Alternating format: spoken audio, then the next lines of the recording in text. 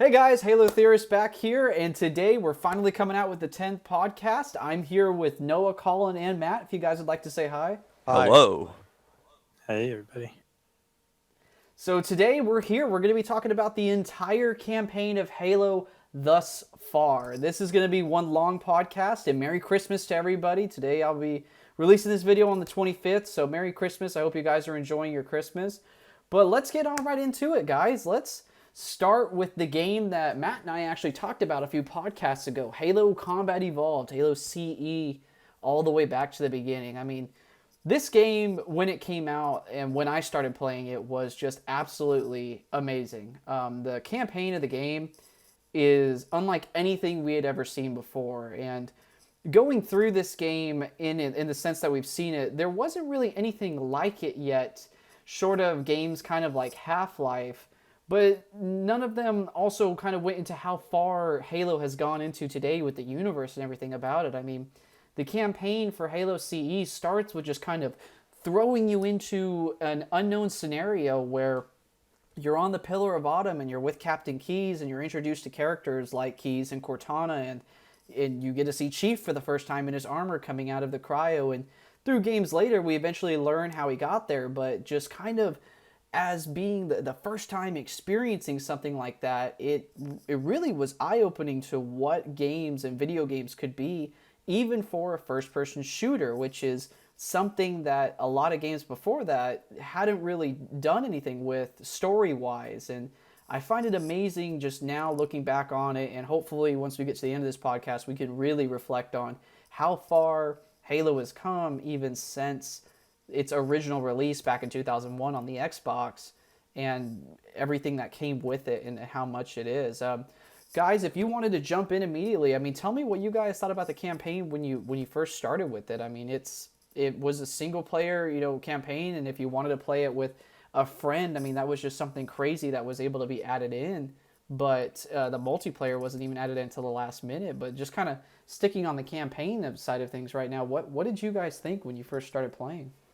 So, I'm not gonna talk about, or for me personally, what I want to kind of go or discuss or kind of discuss or whatever is the ability or the fact that Halo CE did not have Xbox Live, or just because Xbox Live wasn't a thing in 2001 with the original release. So you could only play single player, and obviously Halo CE does not have a Forge or any of that sort of stuff or multiplayer. So it was a very obviously, since that it forces you to play single player, but I think Bungie did a really good job in creating a game that can last all these years, and um you can play single player, and it doesn't kind of go stale after a while.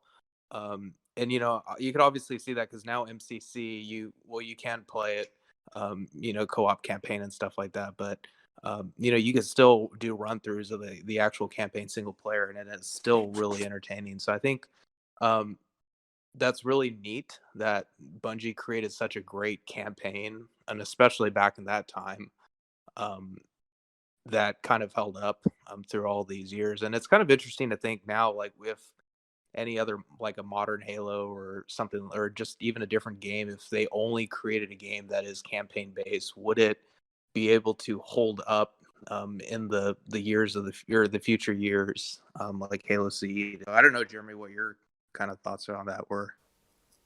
Yeah, I really, like you were saying just now, saying the fact that it didn't come out with Xbox Live, kind of going into a little bit of the development, the side perspective. Halo CE went through a lot of developmental changes. I mean, as we originally saw the game, it was supposed to be a real-time strategy game, which is, if you've ever played Halo Wars or Halo Wars 2, more of what or Halo CE was supposed to be like. I mean, in E3 2000, the trailer that we see is just absolutely, I mean, it's amazing for at the time, but it's so reminiscent of what we see in the game, yet at the same time still holds some crazy pieces of what was before. And if you ever actually kind of look into the development, the developmenters' commentary of Halo 1 and Halo 2 that kind of came with the Halo 3 Essentials disc, they talk about a lot of the story changes and stuff that was going on with Halo CE, where it started, how early it started. I mean, Halo kind of really started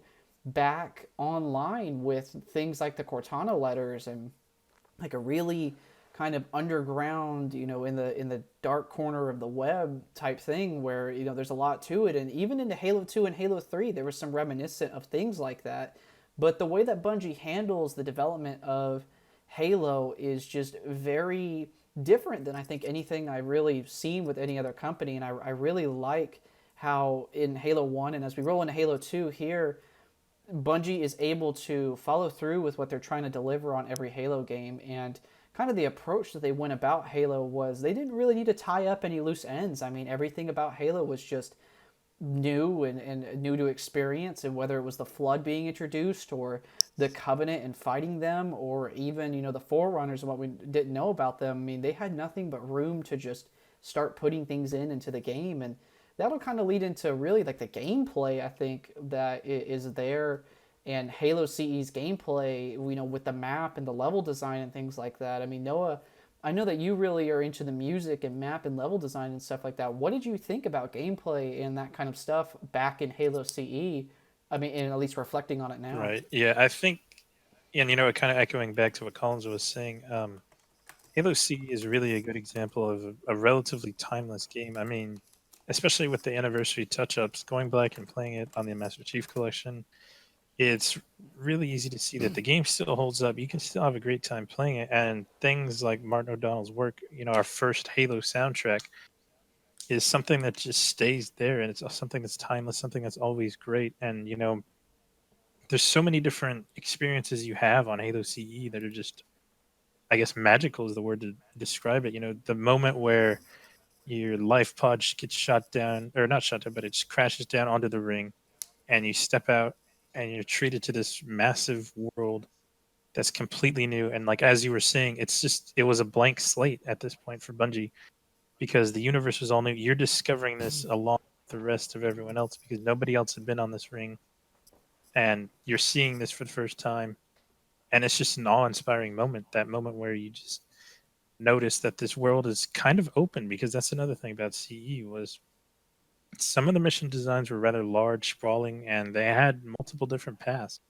There's still some linearity to it, of course, but there were different paths you could take, especially on that first mission, Halo, where you're given the Warthog, you're given the free reign to explore. You're not really told exactly where to go, but you have an idea and you can tackle these different sections in any order that you choose, which was something kind of remarkable too. And then on the gameplay side as well, we have the breakthroughs with the fact that prior to Halo CE, first person shooters were limited to having, health packs, you pick them up, your health regions.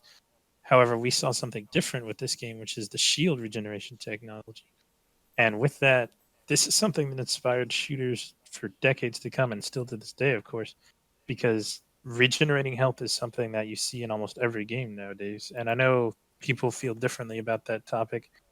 However, it's something that a lot of people enjoyed because it does make going back and playing these games on easier difficulty much more enjoyable. And you can really feel like a total badass like Master Chief was supposed to be if you want to. You just want to jump in and you just want to have that casual experience. But there was also the idea of limiting your inventory to two different weapons, which kind of forced you to take different approaches to things, kind of made you think about what you wanted for this particular encounter. And one other thing was the idea that AI, especially enemy AI, could be more intelligent than what we'd seen previously, because each different sort of AI had their own different ways of acting, different ways of moving about the world. And there was a lot you could notice right away each different enemy had their own different ways of behaving. And you could tell, like a hunter would charge at you, whereas something like an elite would stick in the back and use grunts for covers. And there's a lot of different things you could do with this different AI technology. And I don't know if you want to talk more about the open world thing, because I know you've discussed this a lot, Matt, but if you have any other input. Yeah. So Halo CE really takes that. Oh, he muted himself. Put back up. It really takes it's just a whole experience, just experiencing this brand new universe, this brand new game with a whole just it's super open, and a lot of the missions you play them and they're rather repetitive, or they're rather like some missions are just backtracking. Um, but it's still something that's so kind of awe-inspiring, and of course some limits of the technology of the day, but it's something you can go back on and just play over and over again and just experience it all over again. Just the beauty of the game itself, like Noah was saying. As soon as you crash on the ring for the first time ever, and it's just beautiful. You're exploring this alien environment that you've never seen before for the first time, and just being able to be a part of that is just something like never before.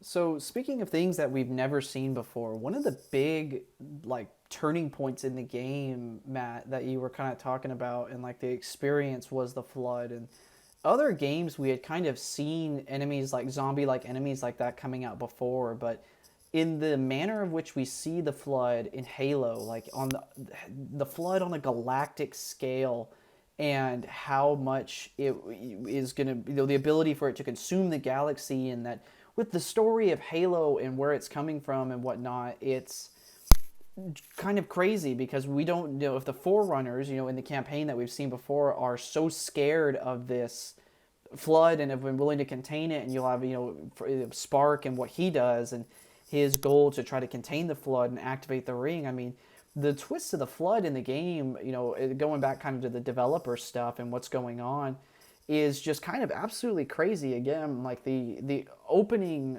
of the flood in that cutscene 343 Guilty Spark and their introduction, as well as Noah, like you were saying, just some of the craziness of the Covenant and the intricacies of how the AI was playing against the player or with the player. Yes, very early on in games like Halo CE and Halo 2, it's really easy to see in simple AI movement and mechanics, because a lot of times you'll play and you can manipulate them very well, but yet, like you were saying, it's still crazy how that much depth and that much detail that Bungie always shows is put into the game, and even into crazy other things like weapon balancing and stuff. I mean, yeah, there are some weapons that come around, like the shotgun and the CE Magnum, which, Colin, I know that you really like talking about the CE Magnum, and the fact that now, even in like Halo 5, we talked about this in multiplayer, that in the multiplayer it's so OP because it's meant to show how crazy it was in Halo 1 or in Halo CE. So,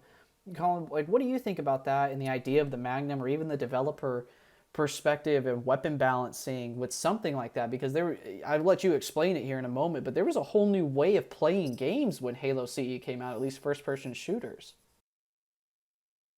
Yeah, the Magnum, like honestly, when I see like the Magnum in like Halo 5, for example, I immediately think of CE. Like, there's things that like parts or stuff that's included in a game that when you see it outside of that game, you just immediately think uh of that game. And the Magnum is definitely like that. So I know we could probably talk about this in like future games such as Infinite or something, but um I think it's really neat that, they're bringing stuff like that, like specifically the Halo Magnum or the CE Magnum into these future games, because I think, like I said, that really defines that game, like, or not defines, but it's a big part of that game, like a symbol of that game, or one thing that was really popular or what the fans liked. And I think um, it kind of carries over a part of that game into future games. Um, so like I said, I know this is probably jumping to like, future Halos and stuff like that, but I think it's really neat that we're seeing these newer games incorporate stuff like the Halo Magnum, these newer games. Well, I mean, like you're saying, talking about future games, I mean, why don't we move on to Halo 2? I mean, for a lot of people, Halo 2 is their favorite game, and for me, Halo 2 is an outstanding game, and I really wish that Halo 2 could have been the complete game that they wanted it to be. And I'll hold off on kind of the developer perspective for right now, but Noah, I'll let you kind of take it with this one for Halo 2.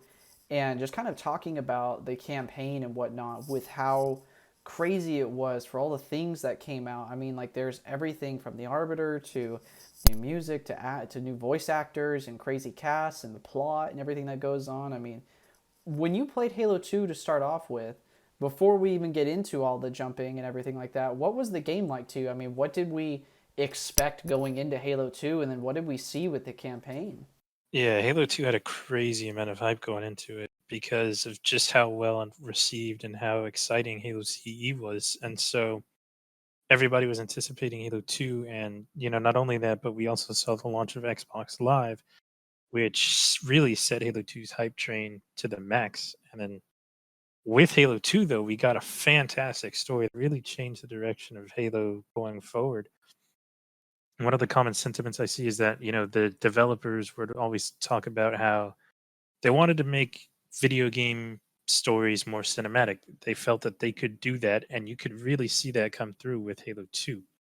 There's so many different cutscenes that you'll just remember once you see them. The biggest example of that is obviously, Chief giving the Covenant back their bond. That is a spectacular cutscene, and it's brilliant that the Halo 2 anniversary cutscenes done by Blur really did justice to the rest of those games cutscenes, because it's really good that Halo 2 got the anniversary treatment, because again, Halo 2 is my favorite. I really enjoyed not only the gameplay but the writing of the campaign. And I know a lot of people have feelings that it wasn't entirely complete, but with Halo 3 we actually get a really satisfying conclusion. I know that's kind of moving ahead, however, back to Halo. Well, I mean, but think about it. Like with Halo 2, like what do you think Halo 2 would have been like had they been able to complete it the way they wanted it to? I Yeah, mean, I like know they this had is obviously just speculation, but like for someone that their favorite game is Halo 2, like could it be any better? see if you go into the, I know a popular quote, I forgot exactly who said it, but if you rush a game, you might not end up with the same product you get.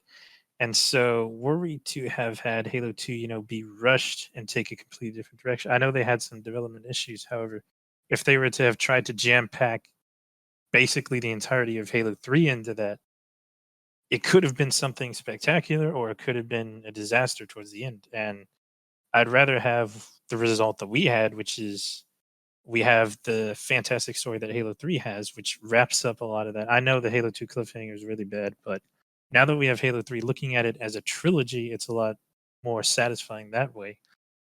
And, Halo 2 did a lot of different things, especially with the campaign. One of the biggest things it did was it took a big risk and it introduced us to this brand new character, which was the Arbiter, a fan favorite character, and it gave you this new, different insight into the Covenant, because not a lot of games really had fleshed out their enemies, because this giving you the Arbiter's perspective really humanized the Covenant, which is weird to say, right? But it gave you that perspective in there. And I know you, Colin, have a lot of different opinions about the Arbiter. So if you want to add some more onto. Yeah, so I know a lot of people, I don't want to say it's controversial, but I know a lot of people had differing opinions at the time of Halo 2. Whenever that you found out that you could, the Arbiter is, I guess, playable in campaign. Bungie actually, I know they kept quiet about this. So in like the development and everything leading up to the release of Halo 2, they didn't mention that another character in this campaign outside of Chief is playable. They didn't say anything about it. So playing as the Arbiter, like you said, Noah, definitely gives that perspective. And you're not seeing everything just through the eyes of Master Chief, because obviously Halo CE, you are only playing as Master Chief the entire time. But it gives you that kind of perspective on like what's going on outside of playing as Chief, which I think is a really unique perspective, and definitely I think this paved the route for future games, like Halo 3 now, or you could play 4-person co-op, and I don't think co-op campaign would be anywhere we see it today if Halo 2 didn't introduce not necessarily co-op campaign, but playing as multiple characters instead of just Master Chief. So Jeremy, I didn't know if you had any other insight on that, or But Yeah, I mean, like you're talking about, man, the gameplay for Halo 2, I mean, while we still recognize it as Halo, like, it's still a different game. And Halo 2, I mean, they introduced so much into it. Like, they introduced the idea of playing as the Arbiter, and, you even have a different HUD setup. You have a different weapons that you're equipped with, and you have a different story that you're going through. I mean, the elites are your allies, and when you're playing that. And so the gameplay for Halo 2, with the Arbiter's active camouflage ability and stuff, it's all very different and gives Halo 2 a very unique feel every time you play it because it's so different than Halo 1, yet at the same time it's still recognized as Halo. But the point of Halo 2 is to do that. It's to show how far it could go because honestly, I view that Halo 2 is like the golden standard of what Bungie could have done with Halo, and Halo. I feel that Halo 3 personally is my favorite, and Halo Reach is just as good as Halo 2 as well. But speaking of like kind of the golden standard, I was going to kind of talk a little bit about the development hell that Halo 2 goes through. I mean, if you go back and you look at some of the craziness that Halo 2 went through, about like a third of the way through, Halo 2 had to actually like completely restart its development because they were still trying to, I believe, operate off of the Halo CE engine that they were using for Halo Combat Evolved. And they even went to E3 with that engine and a build for it. And recently, like in the past year or two, people have gained access to that build and have been able to play it again. And you can actually see how not broken necessarily it is, but just kind of how kind of smoke and mirrors it was. And that was something that even with, I believe it's like the legendary edition of Halo 2, there's like a development DVD where you can go and you can watch it and you can see that. And it's crazy because yeah, a third of the way into development, they are cut back and they have to make a whole engine and then redo everything. Yet they were still able to pull it off with everything that's there. I mean, short of the full completion of the game, like Noah, like I was asking you, they still bring in dual wielding that they showed. They still bring in the weapons. They still bring in hijacking. They still bring in the brutes. I mean, they really were able to come back and do it. And unfortunately, and this is kind of going like off into like the real world stuff outside of development, I think that hard push, that level of desire to make a game great, overflowed a little bit into the gaming developmental industry, and now it's kind of expected to be able to have a time date and have to crank out a game like Halo 2, just an amazing game, because I mean after E3 everybody was expecting that and that kind of gameplay and whatnot. So I mean, it's for me, it's absolutely crazy that they were still able to follow through with it. And I haven't even mentioned everything yet about gameplay. Matt, I know you really like playing Halo 2. I know you really like the gameplay about Halo 2 and stuff with it. Was there anything you wanted to mention about it before we moved on to like Halo 3? Oh yeah, sure, definitely. So yeah, Halo 2 really it takes everything that was great about Combat Evolved and just ramps it up to 1,000,000. It tones back a lot of the exploration and open world styles of some levels of Halo Combat Evolved, but it makes it more linear, which of course with the game itself, it tells a more cinematic style story, as like Noah was saying. In order to achieve that, levels feel more linear. You feel a little bit more closed off to going one certain path to a level instead of it being really open ended.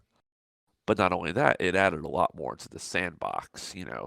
Halo 2 introduced dual wielding for the first time. It introduced the ability to wield an energy sword, and getting to play as the Arbiter was a huge difference in gameplay too. It added a whole bunch of new elements, so like the active camo and everything. And it just really changes up the gameplay, it really changes the formula, yet it still stays true to what Halo was. It's still Halo, but it's definitely a new iteration of it, a new take on the Halo formula than what we saw in Combat Evolved. The difference is we're not seeing certain levels that feel like that are just backtracking. Each mission plays out completely differently, and it's a completely new experience each time you play. I know some of the levels are Halo 2. Honestly, is probably one of the hardest Halo. No, it is the hardest Halo game in my opinion on a legendary difficulty. like gameplay wise. You have things like jackal snipers. You have missions like the grave mine that just completely, utterly destroy you as soon as you spawn in, and it really, you feel really accomplished though with that, um, beating the game on Like the legendary. completion, No, yeah, being definitely. able to like say I did that. I mean, that is crazy. I think that Halo 2, as I was saying, like set the golden standard of a lot of things in games, and like you were saying, the sandbox and how crazy it is. But still on the golden standard topic, Noah, I know that there is everything, and like one of the biggest points about Halo 2 that we've been missing is the music and the voice cast and the voice acting and everything for Halo 2. I mean, what craziness was Halo 2? And for anyone who hasn't played it, or even who has, I mean, let's just going over it again, kind of giving tribute and credit where credit's due. What was Halo 2? Yeah. So yeah, again, I think Halo 2 really solidified Halo's as something really special. You saw the iconic Halo theme in the Halo CE, of course, but this game gave us so many different themes that would roll over into Halo 3. We got things like we actually got a Covenant motif essentially with you the beginning. You can hear that in the beginning of Sacred Icon Suite if you take a peek at the Halo 2 soundtrack. And this is something that really heightens that sense of, kind of high drama with the Covenant because this was something different. Seeing that perspective, it wasn't just a pure action game. Of course, while you were playing, you were just shooting stuff, but while the cutscenes were rolling, you were getting this drama, this intrigue, this build up about what was happening within the Covenant, and which eventually led to the Great Schism, which was a huge point moving forward with Halo. And of course, with that story, not only do we have fantastic writing, which is one of the reasons that Halo 2 is my favorite story wise, at least, we have a brilliant voice acting cast to go along with it. And it was pretty star studded. I mean, talk about Keith David for the Arbiter. He's part of the reason that that character is so beloved and so well known because he brought that character to life like I don't think anybody else really could have done it.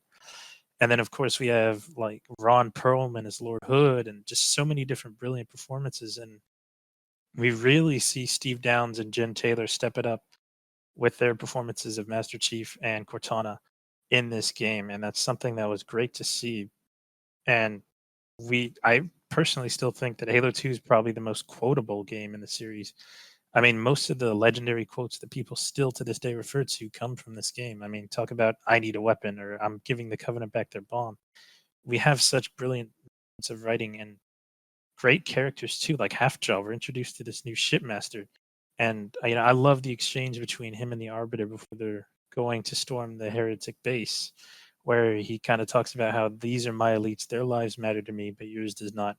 Just writing like that is something that really separates Halo from the rest of the other FPS franchises around. And of course, we got to see Truth's rise to power, and Halo 2 Truth is probably one of my favorite characters in the series because he's so interesting, so mysterious, and his intentions are rather shrouded. And just the way he speaks with such a calm demeanor is interesting. And of course, I make the difference between Halo 2 Truth and Halo 3 Truth because, in my opinion, they're rather different characters. And of course, speaking of Halo 3, why not talk about that brilliant game too? Yeah, so I think so obviously Halo 1 or Halo C and Halo 2 were just absolutely explosive games. They just did so well. And actually I saw some random like poll, I guess. Halo 3 being like the most popular game in all the Halo franchises to play, or it's something along those lines. But one thing that I really kind of thought about that may have played a role into this is the structure of like all the campaign missions. Because I noticed when kind of running through the whole campaign, because Jeremy, I remember we did that. I think it was last summer, or is it? It wasn't too long ago. That obviously the first mission is Sierra 11 or Arrival, and then Sierra 117. But when you start out in Sierra 117, it's generally an easy start to the game. You start out killing a couple enemies or something, probably some grunts or some jackals or something. So it's nothing too intensive. and then so you learn basic movement and what the weapons do, and kind of just in general just learning the gameplay. And then I remember there was a part on that mission where there's the waterfall or whatever, and the Phantom comes by and drops off a couple brutes and stuff, and there's like a group of enemies, so that teaches you grenade placement and that sort of thing. And then eventually towards the end, when uh, Sergeant Johnson is trying to fight the brute chieftain, obviously a chieftain is, an enemy that has way more health and is a lot more tankier and more difficult to kill. So on a, for a micro scale for that specific mission, you do see a progression. And then, that kind of could be expanded, in a macro way to the whole Halo 3 campaign in general with, missions such as like the Ark and the Covenant and Cortana when you're on High Charity. And these missions are really long in length as well as really difficult. Because I remember when I first played Halo 9 or 10 years ago, my brother and I, we struggled on Cortana by ourselves when we are trying to, play through the whole campaign on Legendary, and we had to get a friend to help us. So I think it's really that's just my personal opinion, and I didn't know what your thoughts were, Jeremy, but of just how you could actually clearly see a good progression, and it's not a game that you kind of just keep getting like punched in the mouth every single time, and it's not really friendly to new players. So I just think that the combination of just getting so much hype from Halo 1 and 2, they made a game that's more friendlier to people who aren't familiar with the Halo franchise. But I didn't yeah, Jeremy, I didn't know what your thoughts on that were though.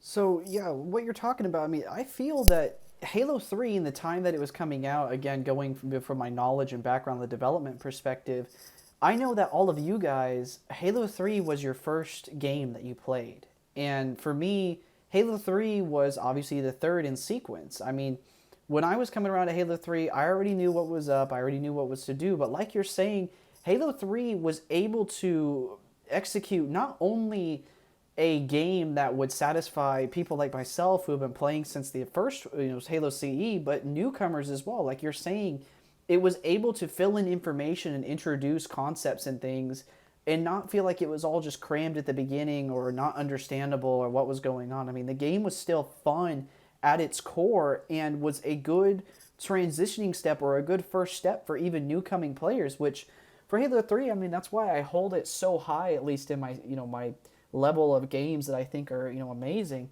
It sits up at the top because it was able to bring in new coming players. And yes, Halo Reach and other games still have done the same, but for Halo 3, just the hype behind it and then with its release and everything that came with it, the multiplayer and Forge and all the crazy stuff that came out with 3 and the community and everything that was going on behind Halo as a whole at the time back in 2007, I mean, it was amazing. It was a great year for games, and it really gave us what I believe good memories that we can all hold very dear and close to ourselves because, I mean, that's when we all had the 360s. Xbox Live was now definitely a thing. Halo 2 had brought that up, had really kind of shown the world that consoles can be played online and that there is a market and a medium for it to be able to be used in Halo and as a first person shooter with a twin stick shooter on the console. And I mean, Halo 3 just executed on everything amazing. I mean, the development behind it, I mean, there are things here and there that are about it, but in short, I mean, they had the formula that they knew for it. They knew what they were going to do. They knew how to wrap it up. I mean, going into the campaign, like you were saying, we start off, somewhat humble and kind of having to get our bearing going again with Chief and everything going on. But I can definitely see how it was going to be a continuation from Halo 2, and that a big criticism that Halo 3 kind of gets is that the story is, I guess, not all over the place, but short, or it feels kind of different. And I mean, I kind of attribute it to the fact that Halo 2, was kind of cut abruptly, and then they had to, Bungie decided to go with a whole new game that was there. And, as a result, they not only took advantage of that, Bungie themselves not only took advantage of the fact that, we have a new opportunity now to execute on things that we want to do right, because that's what really Bungie does best. If they can't do something, they hold it and then they put it in a future game, and then when they're able to execute it properly, so it's done right. And as a result, Halo 3 came out, and from beginning to end, I mean, I loved every minute of it. I know that Matt, the gameplay for Halo 3, I mean, you were a big Halo 3 player, I think more than Halo Reach, and also the fact that Halo 3 was your first game. I mean, what was the gameplay like for you? What was all that kind of stuff going into it, even at the age that you were at, like for Halo 3? Yeah, so as Halo 3 was my first Halo experience, I had no idea what I was expecting going in there, right? And just playing it, I had a time of my life as a kid, and I didn't have Xbox Live at the time. I was just going through and just playing through the campaign over and over again. Like, it was just so fun to me. It was so replayable and had so many amazing missions, different variety of missions. They're all very unique in their own way. And some were more challenging than others. Some were longer than others. I think Halo 3 really takes um, everything about Combat Evolved and Halo 2 and meshes it into Halo 3. What I mean by that, Combat Evolved had a very open levels to explore. It was very open ended and everything. And then Halo 2 had a more linear story, a more cinematic story that it wanted to tell. And I think Halo 3 really shows both of that. Halo 3 really takes the open-ended levels from Combat Evolved and puts them in levels like we see in the Covenant and the Ark. I mean, there's a mission where you're literally fighting two scarabs that are completely dynamic. They're not scripted at all. They're fighting you, and you have to take them down in any way, shape, or form that you possibly can. And it just really capitalizes on the grand scope of level design in Halo 3. And it also told a very cinematic style story, a very linear style of story, which, in my opinion, feels like there wasn't as much that there was in Halo 2, but still, it's considered one of the greatest games of our lifetime. It's still considered a complete game changer. Like Halo constantly evolved. It constantly innovated. It constantly made things new. I mean, also they introduced more things into the sandbox. Like they introduced Forge for the first time ever. Forge was such a new idea, just to be able to design your own level, make your own style of custom games. That's when I think custom really took off. It really You can just play Jenga or just random infection game modes. Like nothing ever before. Um, but the gameplay was just super solid. Um, and Matt, I don't know. you mentioned something about diversity, or yeah, kind of like diversity in the games and stuff like that, and I absolutely agree. I think Halo 3 has such a diverse kind of not map design, or kind of map design and mission design. So like obviously 7, you're out in the jungle and stuff like that. That's kind of the setting, and then you go into like a crow's nest, for example, which is you're in the UNSC bunker, and then the Ark and the Covenant, and then Cortana on High Charity, and then the last mission in Halo where you're escaping, and the whole kind of map's falling apart and all that sort of stuff. So absolutely, I think you're absolutely right on Halo 3 providing like really diverse missions and maps and content in general, and especially you said you mentioned like Forge and a lot of creative modes that they had. Yeah, and I think, Matt, you mentioned specifically the Ark and the Covenant, and I think those two particular missions are fantastic examples of why, as much as I love Halo 2's story, I still consider Halo 3 to be the pinnacle of Halo's sandbox. You really got to see all these different tools and fun toys get put to the test. You got to have wide variety of vehicles and these long missions that just feature tons of different vehicle gameplay. I mean, you got tank beats everything, that moment where you're just strolling the Scorpion, and then you end up getting to the Covenant defenses, and you go through line by line only to reach a Scarab at the end, which, of course, like we've been mentioning, these are really dynamic fights that weren't really something we've ever seen before. I mean, having this giant vehicle, kind of like a Star Wars AT-AT that you can take down, and just that fight is different almost every time you play it. Even if you know exactly how to beat him by now, it's still something fun and interesting to do. And then going to the Covenant, you have that same sort of idea where you have different vehicles to play with. And not only that, but we actually get one of my favorite vehicles in the entire franchise, which is the Hornet. You get that segment with the Hornet, which is a lot of fun to play. You get that feeling that this is one of the final battles. You're taking down the Covenant. This is going to be almost everything they've got, and it pays off at the end with 2 Scarabs, like we've talked before. And you're treated to this amazing fight. That's something you probably won't forget.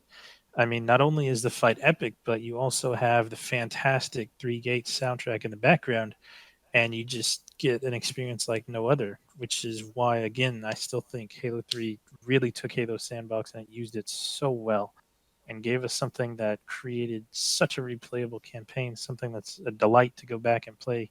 Even if I still don't believe the story held up as much, I still consider Halo 3 a masterpiece for those reasons.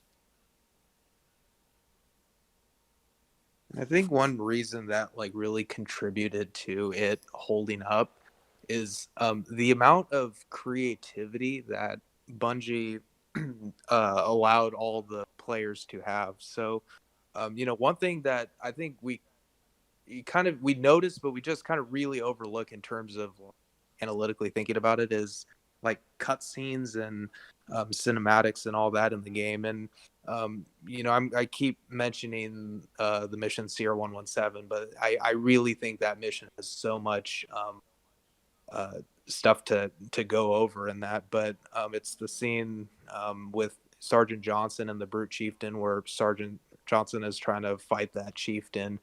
That is a normal cutscene to where it's called, I think it's called a letterbox, and that's where you're kind of looking from a perspective over Master Chief's shoulder.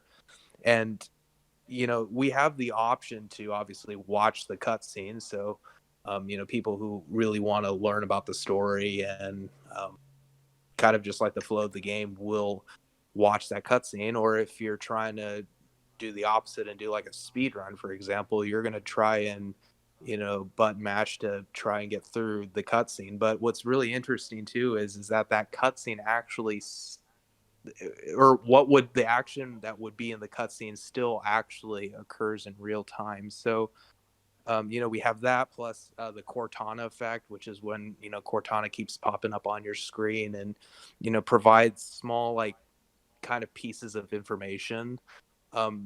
And we have the option to kind of hurry through that too. So I think it's really neat that Bungie implemented a lot of a great amount of creativity, I guess, to players. And I think no, when you were talking about the game holding up for whatever 10 years now, I think that's a really big factor in that, is that creative freedom that we have as a player. Basically just we get to choose however we would like to play. So, still on the subject of creativity, Colin, I really like you were saying, everything that Bungie did with the original trilogy, and I think it all really kind of culminates together in Halo 3. I mean, whether it's CR117, like you're saying, or whether it's the Ark or the Covenant or Cortana or anything, the change in diverse scenery and level design and everything, it all kind of culminates to this last piece where Chief's story in the last mission and what goes on. I mean, that last mission, the mission title is Halo, and you're on actually the installation 04B, which is the remake of the installation 04A that you destroy in Halo Combat Evolved at the end of that game. It's so crazy how much is tied into that, and everything is coming to fruition at the end of that level. I mean, the Warhog run is probably the most memorable thing about Halo CE and Halo 3. And believe it or not, Halo 2 was supposed to include a Warhog run as well. Unfortunately, they weren't able to execute on it. But in Halo 3, I mean, like we said, we get to see it again. And that last level is so amazing from beginning to end. Like you're saying, it shows everything there is about Halo. I mean, there's skulls, there's a terminal on that level. There's diverse enemies on that level. You know, you have the Flood, and you actually have the Sentinels as well, the Forerunners. You have amazing characters that are there. You have yourself, Spark, or sorry, you have Chief, you have Spark, you have the Arbiter, and you have Johnson.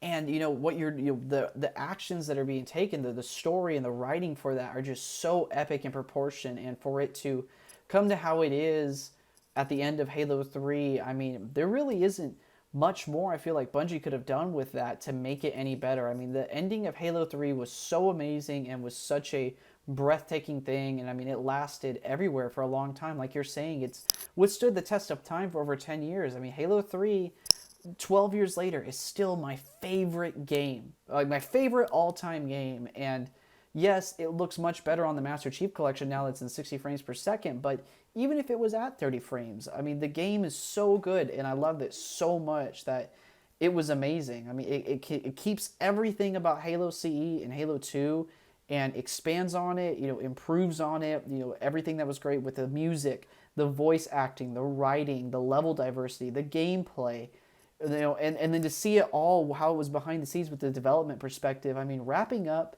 the original trilogy of Halo and the story of Master Chief was absolutely amazing and was kind of a pivotal point in, I believe, like gaming and what, as I keep saying, the golden standard of what games can really be, how cinematic they can really be, how TV show like, I guess, or sci-fi space opera they can be. And I find it just absolutely amazing. And not only that, I mean, we get to see, you know, one of the last things too, which is, you know, like DLC and, you know, kind of real world stuff come out too. And speaking of the DLC, I was actually going to talk a little bit about ODST. I mean, while ODST isn't necessarily in itself, you know, before what we've kind of read now, for those of you who aren't into the extended lore, we haven't really seen a lot more of anything in ODST. We've only seen Buck in Halo 5. ODST actually holds a special place in my heart.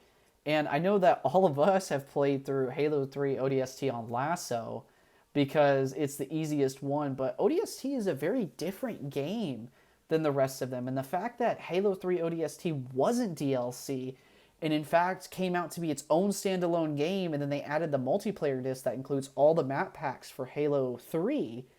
I mean, I found it amazing. They were still able to add a story, yet incorporate more people and feed more people into it. So I guess I'll ask you guys, what do you guys think about ODST? I mean, Colin, it's a totally different game. What do you think about it?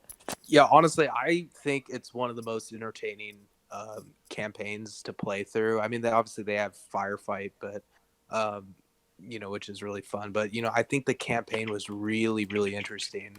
The whole theme of, you know, it's a mystery. It's and that's really what it is it's a mystery, but it has the you know, the fluidity and the mechanics and all that sort of stuff of, you know, like a Halo 3, which I think is really, really interesting. It's honestly one of the most fun games, you know, I think campaign wise, you know, and, you know, there's different, you know, I guess settings you could play in. So like, you know, you're playing as the rookie, and then, other people such as, you know, Romeo, Buck, and then, Dutch, and you're seeing different parts of, you know, New Mombasa and at different times. So obviously, primarily the rookie is at night for most of the campaign when you're kind of roaming around the city, and then you actually play missions during the daytime, hours before, or I guess hours after, you know, when you drop in. So um, yeah, I didn't know if you guys really had a lot. And I mean, one thing I know Noah is really big into the music of the game, but I know Overture is probably one of my favorite songs for music and gaming personally. But no, I didn't. I know you probably have a lot to talk about for music, so I'll let you Yeah, dive in. yeah. The soundtrack for ODST is something that's insanely unique, and it's something that I always find myself coming back to. It's one of my favorite in just about any game, really. It's just something, that we're taken from this epic orchestral music that we get in the Halo 1 through 3. Whereas in this game, we're treated to, smooth jazz almost for a lot of the missions. While you're roaming the streets of New Mombasa, you get this beautiful, almost jazz music that really complements the tone, which is something that was so different from the rest of the games. Because whereas Halo 1 through 3 is focused on this grand journey, these epic adventures, ODST is more character driven and focused on this tight group of friends and squad mates as they struggle through the city and try to just survive essentially. And so we see that come through with a lot of the music. I know, like you were talking about, Overture is one of the most iconic tracks. You're treated to the beginning of it whenever you first load up the game and you get that beautiful introduction cutscene. And it really complements ODST very well. And, Marty O'Donnell and Michael Salvatore do fantastic jobs of creating this music that fits within the universe and it fits within what you're doing. And so a lot of people, myself love to listen to the ODST soundtrack with the accompanying rain because it gets you feeling nostalgic. It gets you feeling like you're back into this game because it's rather immersive in a way, and you actually get to play Halo 3 at a reasonable field of view, which is another great thing about ODST. But not only that, we get a variety of different types of soundtracks too, different songs in the soundtrack. You get your typical action driven music like the Menagerie, and then you get beautiful pieces like Overture, like you mentioned. And this really sets ODST apart from the rest, and it gives it that unique feel, that unique flavor that keeps it being something that a lot of people come back to.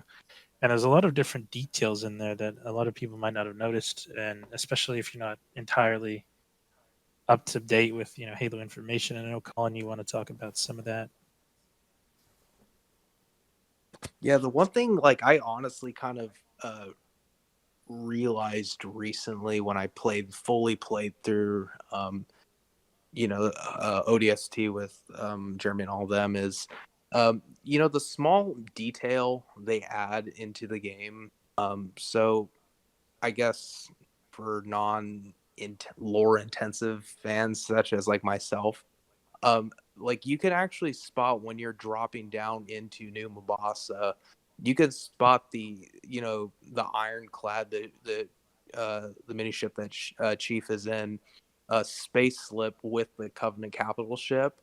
And that's just something I've never picked up on. I've never really looked at. Obviously when you're um, dropping down, you see the space elevators and stuff, and then kind of just debris and other ships and that sort of thing. But like I just never noticed that the ironclad like kind of over the city is so small. And I think it's really interesting and neat that the developers added that to the game, because obviously that was part of the Halo 2 campaign, and you could kind of and whatnot. But like I think it's really interesting that they added that small, because like I said, I've played ODST for years before, and I just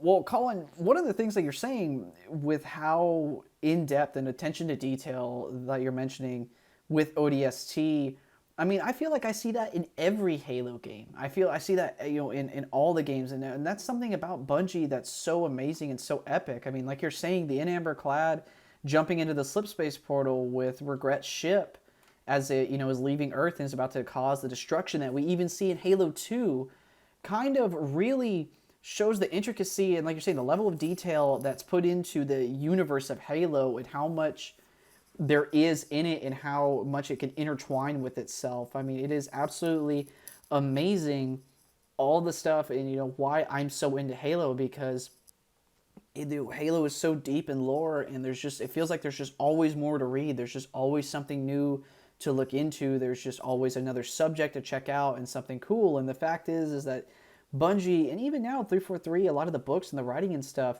they still do a very good job of keeping it, canon. They still do a very good job of keeping it lore.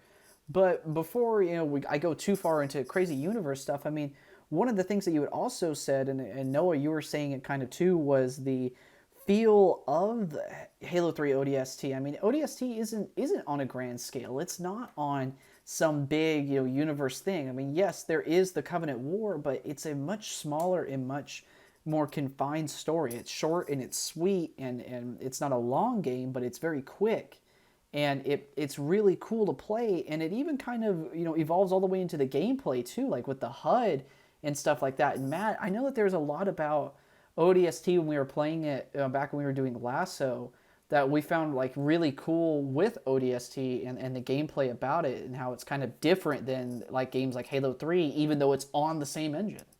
So like what do you think about that then?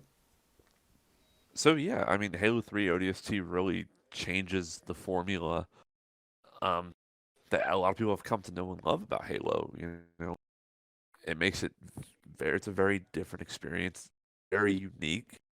Um, I know that there was a lot of people that weren't really that big of fans of it. It wasn't like the big power fantasy anymore of what they come to experience with Halo. You know, you weren't a Spartan, you weren't you had a lot weaker weapons, you had a lot lower health, you know. Getting to a firefight with a couple of brutes and grunts and jackals was, I mean, you could easily be overpowered as an ODST. You were definitely not nearly as powerful anymore. Um, but it honestly, it was that unique experience that I really loved about ODST. It really changes the way we play Halo. Um, you know, the sandbox was a lot different as well. You know, since you were a lot less powerful, you were all limited. You couldn't do insane Spartan jumps anymore. You had to really rely on a lot of stealth as well. It was it was like the first Halo game. I believe it's still the only Halo game to really incorporate a rather heavy stealth mechanic. You know, you can pick and choose your fights. Do I want to engage this whole group of enemies right now, or do I want to sneak by them? I mean, there was a lot of missions that were running and gunning. You know, like Uplift Nature Reserve, where it's just you running and gunning in a warthog, or other missions that have you driving a scorpion. You know, there was still some like heavy vehicle intensive gameplay that a lot of people came to know about Halo. But whenever you're roaming the New Boston streets as a rookie, you know, getting to pick and choose your fights, getting to be stealthy if you wanted to, or engage, you know, using using suppressed SMGs and pistols, it made you feel definitely weaker and kind of always in danger, which was a really cool twist to the gameplay formula for Halo, in my opinion. And I really enjoyed it, but I know definitely a lot of people did not um, enjoy it as much because it wasn't that power fantasy that you get when you play as the Master Chief, like you weren't a Spartan. You have any more thoughts about that, Jeremy? Yeah, I mean, kind of going on to like the uniqueness and stuff. I mean, there was something kind of about ODST as well, was the cast and the game mode Firefight that was added on to ODST. And Noah, I know that like I believe the cast of ODST Alpha 9 is part of I like a TV show. I think it was Firefly is what you were saying. Yep, Firefly was a big old reunion for a lot of main characters. With So I mean, like, yeah, yeah, please go into that. yeah, with Buck we have Nathan Fillion, who's Captain Reynolds show. Any brown coats out there? Anyways, we also had Adam Baldwin as Dutch, and of course the wonderful Alan Tudyk as Mickey. And then not only that, but we had Nolan North playing Romeo, which again, that's just a star-studded cast, and it's part of what set ODST apart is that unique game. And this is another reason why that cast is a lot of people's favorites. They're really great characters. They have their moments to shine, and they're played by such brilliant voice actors that it really sets this game in a different field, and it gives you that character driven narrative instead of that grand epic adventure. I mean, you still have a big adventure, but it's more focused on the squad rather than the stakes of the mission. Whereas in Halo 3, for example, you're fighting to save the entire galaxy. In ODST, you're fighting to save a Hergok or engineer. And so I know you wanted to talk a little bit about the uniqueness, Jeremy. Yeah, the uniqueness of Halo ODST, as I was kind of saying before, will lead me into another game which we came out after that. I mean, chronologically in the real world sense, was Halo Wars. For everyone who doesn't know or hasn't played Halo Wars is real time strategy, which in short is what Halo was originally meant to be when it came out. And speaking of, the real-time strategy sense of it, it actually, at least in my opinion, works really well, and the campaign and the cinematics and whatnot all still feel like Halo. I mean, when I'm playing Halo Wars, it is just absolutely amazing. Like, I still love Halo Wars just as much as a Halo game as I do a lot of the FPS titles, because they really didn't vary. They didn't change anything about Halo. They just changed the way that we played Halo. And the uniqueness about Halo Wars is really what brings me back to it from time to time. I mean, not only are the cutscenes still just absolutely amazing, like we see in Halo 2 and Halo 3, and even now with the remastered, I mean, Blur Studios did Halo Wars 2 and has also done Halo 2 Anniversary. So, I mean, it is amazing what I mean. Creative Assembly is the group that really does a lot of Halo Wars, but still, everything that we love about Halo, the story, the grand scale of things, and then its ability to jump to a different point in the universe as well. I mean, if you look at it from the timeline perspective, Halo Wars actually takes place 20 years before Halo CE even starts, back in 2531, and it talks about a little bit of time during the beginning of the Human Covenant War and different things and stuff that we don't know as much. I mean, ODST gave us an insight and a look to a perspective of what it's like not to be a Spartan. But Halo Wars came in and said, well, what is it like to look at the UNSC, or even, a ship, the Spirit of Fire, which is who we follow in Halo Wars, and look at it from a actual universe perspective, from like a military perspective, an overseeing perspective, and be able to play the game in a different kind of way. I mean, a lot of people do like FPS, and if Halo Wars was a first-person shooter, I mean, it would be absolutely amazing to see what it would be like. Yet, at the same time, having it the way that Halo CE was originally designed, I personally, like I said before, feel like it's just what Bungie did best, and that was waited on executing ideas that they wanted to see through with very well. And yes, it took, one, two, three, four games plus DLC and other stuff for them to finally come around and do it. But with Halo being as big as it was, having the ability to make Halo Wars an RTS game and still have it feel like Halo and still have it be that way. I mean, the campaign for Halo Wars is amazing. And even now we're seeing repercussions and stuff of, at least in the extended lore, of what Halo Wars did with, Captain Cutter and the crew, the Spirit of Fire and whatnot, and Professor Anders. I mean, a lot of my theories that I've been doing, shameless plug, with my YouTube videos still have to do with Halo Wars and the Spirit of Fire and the crew and what's going on. But Noah, I mean, what's your take on Halo Wars? I mean, you and I played through it on Legendary before and have tried to go through and play the game. I mean, how do you feel it compares or stands up to it? I mean, a lot of people haven't played Halo Wars, and there's not really too much to say about Halo Wars, in general, other than kind of the new revolutionary step that it was. So, I mean, what's your take on it? What do you think about it? Yeah, I think Halo Wars really succeeded in what it was intended to do, which was tell a satisfying Halo story in a brand new format. And the other thing about it was that it was a relatively satisfying RTS game to play on console, which is something kind of different if you really think about it, because a lot of times RTS games were primarily PC focused. But this time we got a console focused RTS game. And for me personally, playing it really kind of got me into that RTS genre.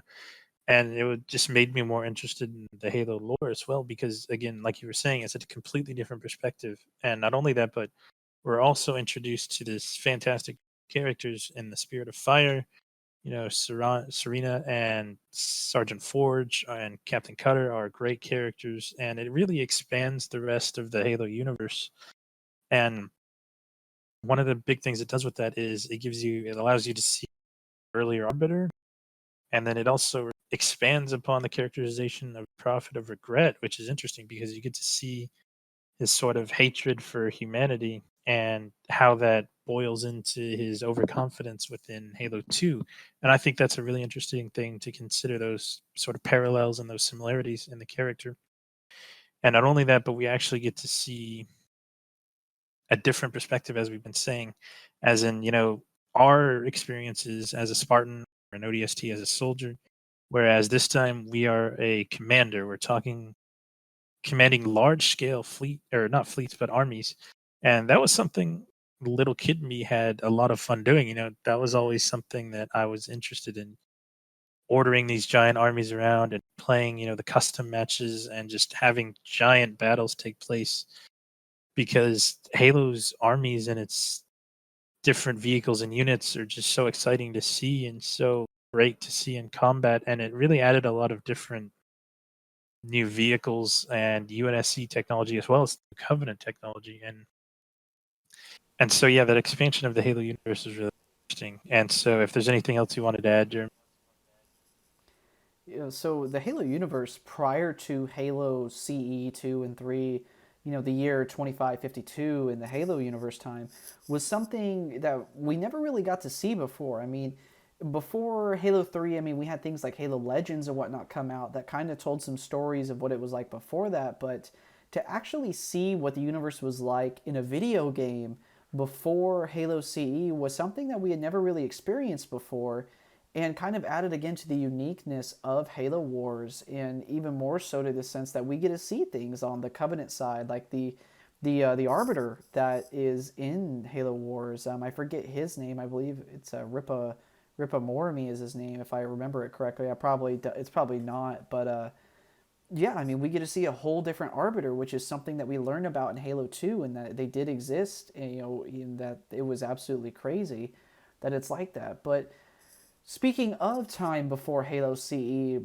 let's go into one of the big games again, Halo Reach. I mean, this game leads up to right before Halo CE. I mean, literally the seconds before the slip space jump for Halo CE and what's going on and everything about Halo Reach. And Colin, I know that we kind of have played a little bit of Halo Reach and stuff like that. I mean, what do you feel like Reach, stepping away from maybe the campaign and stuff or any of the topics that we've really been talking about, what is your opinion on Reach as a whole, when it came out, and just anything about it?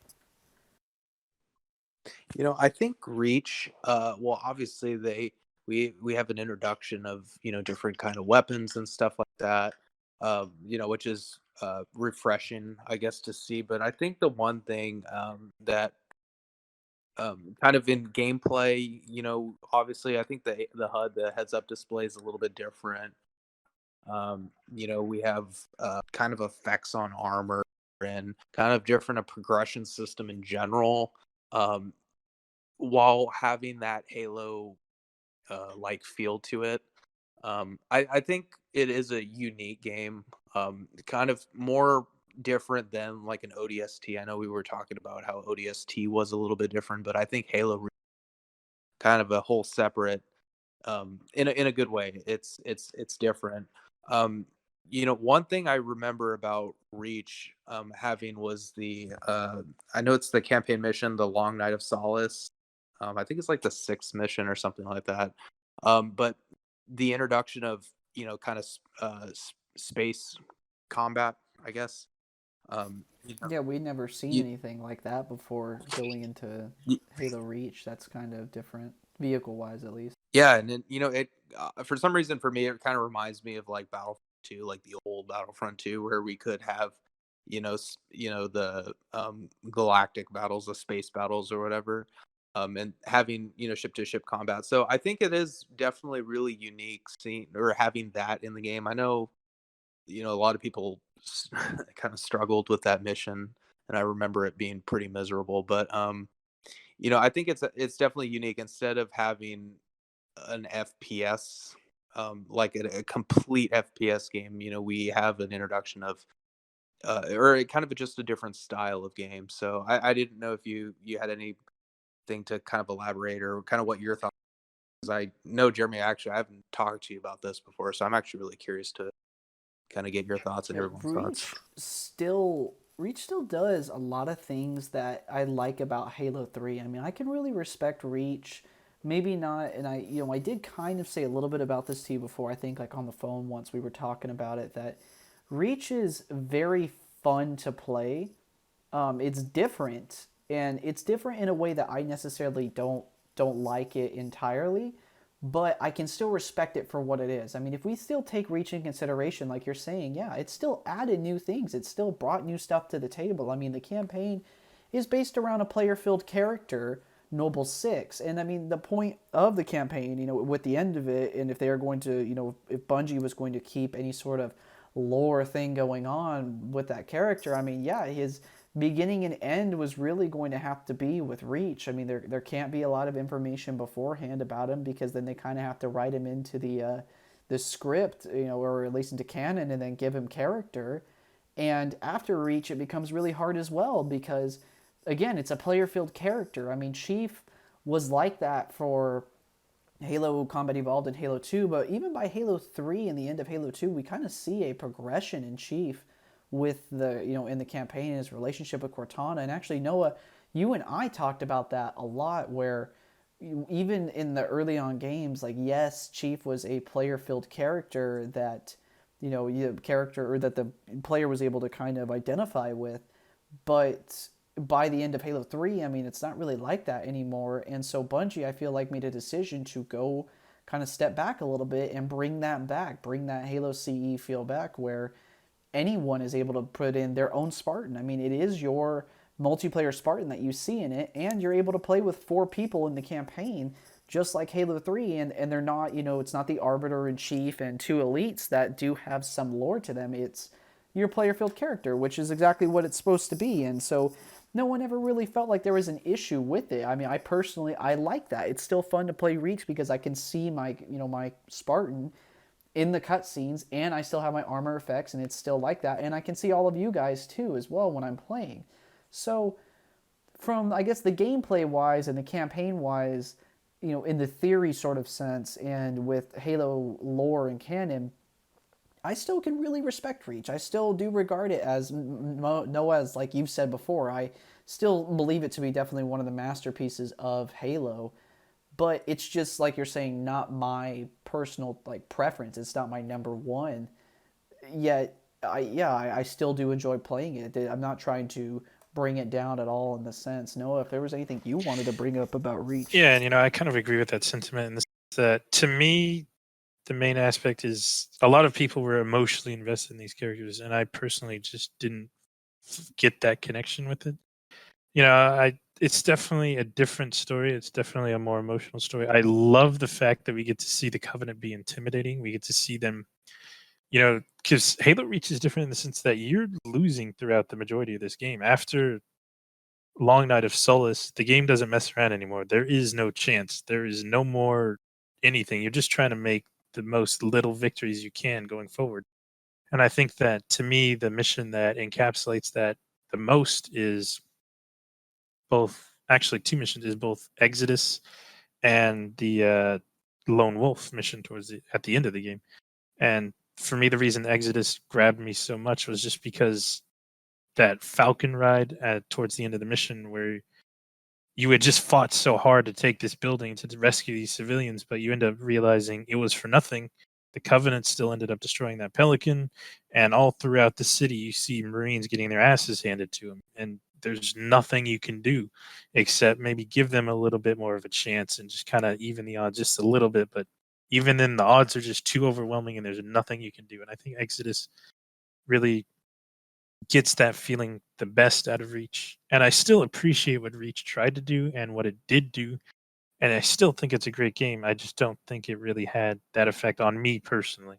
And again, if anybody else has any opinions on just Noble Team in general, because Noble Team was really unique. It was this badass set of Spartans. We got great characters like Carter. To me, Carter was my favorite out of Noble Team. I just like that stoic leader.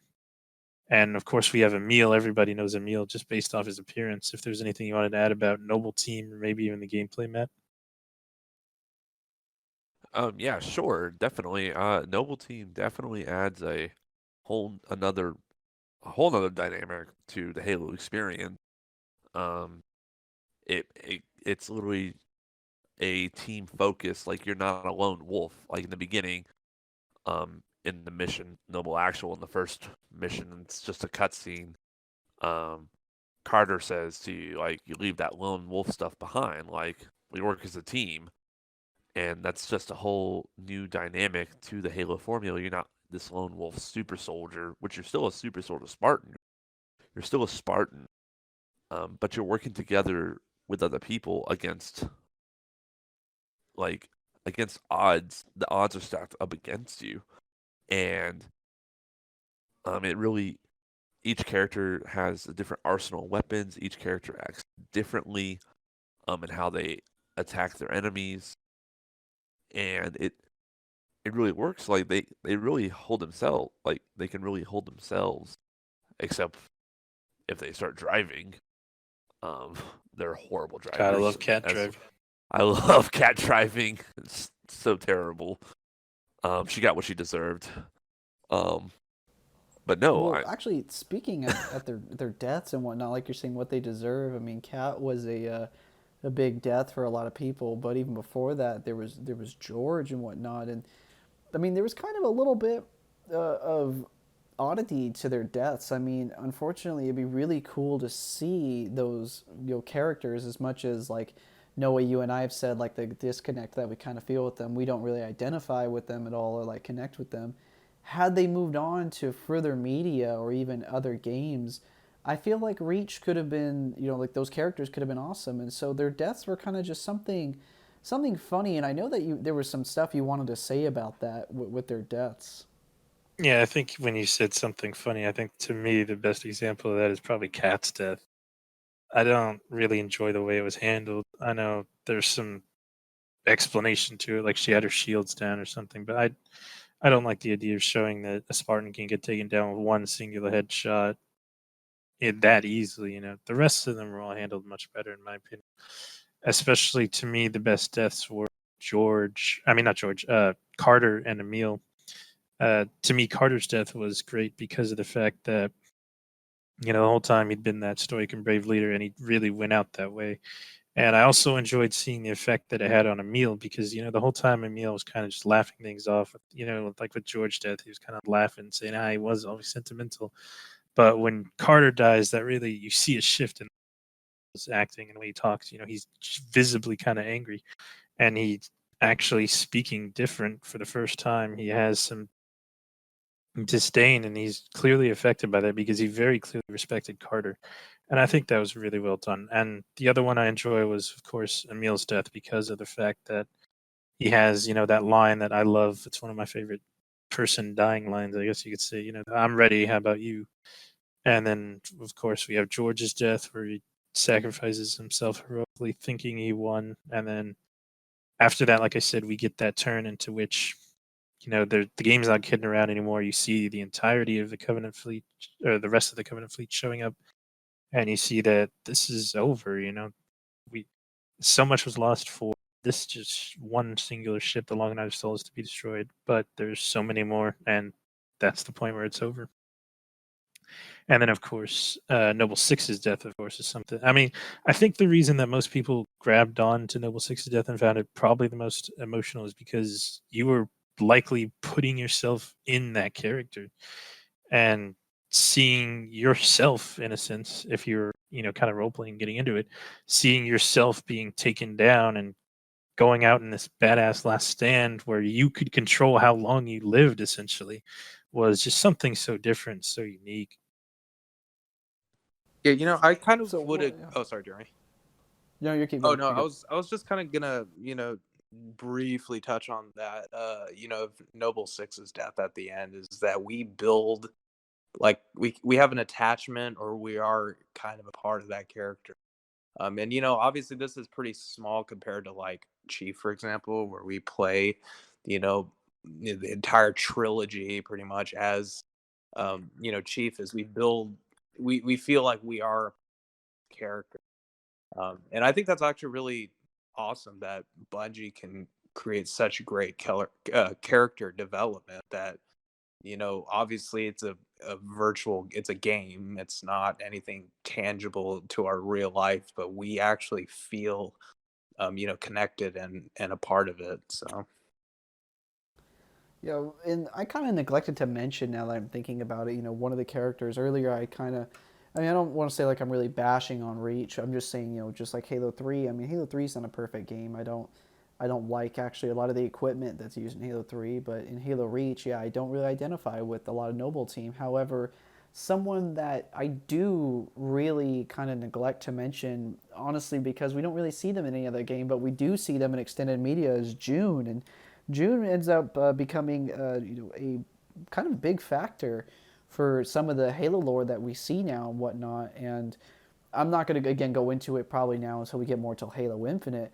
But it's nice to see that, like I was saying, and now that I'm realizing it, that yeah, they are able to, the characters that we were seeing in Halo Reach and the characters that so many people are able to identify with, that it still kind of lives on. The memories of Reach, probably through June and what we see now and kind of his story and whatnot. I mean, it's definitely crazy. The only other thing I could think about with Reach that still definitely makes it the masterpiece again, what we always end up falling back and talking about last is the music. Noah, again, I mean, you're the music expert and stuff. You're always informing me about what crazy music and things that are going on. I just love it, but you're the one that knows it all and whatnot. So please, like, let's talk about some music for Halo Reach. Yeah, Halo Reach's soundtrack is kind of similar to ODST. Something almost entirely new. It's something crazy. It has such a different style to it, and it fits the fact that Reach is a more emotional story. It has that sorrow and that sadness. It makes you feel some type of way. And there's just so much different stuff. I know a lot of times, if you have the chance and you're into Halo music, you should check out Martin O'Donnell's YouTube channel. He's done a lot of breakdowns about how he's made the Reach music, and he said it was something that was sort of a challenge in the sense that he was sort of starting from scratch, and he put so much work into this particular soundtrack, and you can really hear that pay off because things like the epilogue soundtrack, the beginning of the package soundtrack, or even this game's overture, just filled with such unique music. I mean, to me, I always remember the overture, regardless of how I feel about Reach. The overture music, when you first boot up the menu and you just listen to that beautiful menu music, it really set the tone for the fact that this was something different. This was something exciting. And again, we criticize Reach, but we still hold it to a very high pedestal in a sense, and we still enjoy the game. It's still something fun, and I think that Reach's soundtrack is one of the better ones too. It's just very well rounded. It's filled with your epic action music, and tip of the spear is amazing. Where whenever you're going back to the epilogue and you think of that beautiful piano piece where you see Noble Six staring off into the distance and just realizing this is over, this is the end of the army, and this is it, and you get that accompanying epilogue piece, and it's just something fantastic. And so, leading off or ending there with Halo Reach, we can now move on to Halo 4, which was 343's introduction. And I know, Matt, you had some opinions about their style of writing, if you want to elaborate on that. Yeah, definitely. Um, Halo 4 was 343's first original Halo story. They really changed a lot of ways that Halo. They really changed a lot of aspects of Halo with Halo 4. I know it divided a lot of fans. I mean, they changed the art style, they changed the style of writing, they changed how the game even plays. Touch on a little bit later. What I wanted to talk about is just the way they wrote the story, the way they wrote in Master Chief. Halo 4 really tells a more personal story. Master Chief has more lines in Halo 4. He talks so much more than he ever had the entire original trilogy. He doesn't. He's not really talking with the one-liners that we know and love from the trilogy. Like, I need a weapon, or giving the Covenant back their bomb. It really tells a more personal story of the Chief trying to save Cortana. Um, which I personally love. It really humanizes Chief, because most people will just look at him as like this incredible killing machine that's like a power fantasy. He doesn't talk much, and he's just fun to play as. But it really took the Master Chief and really humanized him, really changed the way we see the Chief. He will do anything to save Cortana, um, and that the bond that they share is really, it goes so much more in depth because we really got to see their relationship and how deep it was in Halo 3 as he was really going save her in Halo 3, because a lot of the game you play without her. And so in Halo 4, it just takes that and ramps it up to 1,000. Like, hey, Cortana is dying. I need to save her. And the exchanges that they have, between each other is just very unique. And honestly, it really tugs at your heartstrings by the end. Of course, Cortana dies in Halo 4, what we know her as. And a lot of fans were really heartbroken with that. I was. I was very sad when that happened. Like, this is Cortana and Chief, like they're dynamic duo. Besides the Chief and Arbiter, like Cortana's been with us since the very beginning. But with that, like 343 really cemented as they're really willing to tell a more personal human story, which is very contrasting what Halo usually was. Halo Reach was kind of telling that similar style story. But Halo 3 kind of did too, but it was still not really focused on Chief, as he was just there. He was just a power machine, a killing machine. Um, but Noah, do you have any more thoughts on anything? I know you talked about the voice acting. Yeah. I think, as you were saying, I think the voice, well, in my opinion, Halo 4 is actually really well voice acted. It's honestly brilliantly voice acted for the most part. There's not really any major standout poor voice acting things I can think of even for characters like the Didact. You have, I believe it was Harbinger's voice actor from the Mass Effect series, and that really carries through in the sense that the Didact's voice is something intimidating and unique. You may have problems with the way the character's done in the story, like I do, but no matter what, his performance is well done. And some of the quotes he has, like towards the end, one of my favorite lines from the Didact is, "You persist too long after your own defeat. Come then, warrior, have your resolution." I love the way that's delivered, the way it's plays out. Unfortunately, we do get a quick time boss ending, but that's a different story. And of course, with Steve Downes and Jen Taylor, they talk about how this was their favorite game to work on because it was so emotional. They cried whenever they filmed that last part, the ending of the game, which was such an emotional, heavy piece of the franchise. And it really carries through because even characters like Del Rio are acted well in the sense that you hate them because of how douchey they are. It's not that you hate them because they're bad acting. It's their acting's done well to make you hate them. Like the particular scene I think that really sticks out of just good voice acting all around is just when Master Chief's kind of fighting with Del Rio and surrender that AI. You can see the range in his action when he's yelling. Of course, you get "No Sir" delivered beautifully, and then just lots of great voice acting throughout Halo. And I know, Colin, you have some opinions on Master Chief's armor. I know we've talked a little bit about the changing art style, but armor in particular. Yeah, I definitely think like outside of, the voices and that sort of stuff with the whole theme of the humanization of Chief is we could actually see it in his armor. You know, obviously we don't know, what Chief looks like or anything, but um, you know, in the trilogy, you just to me it seems like it's just like a ghost or something in a Spartan suit. But now with 4, it has more of an appearance of, an actual human or person behind or inside of a really heavy suit.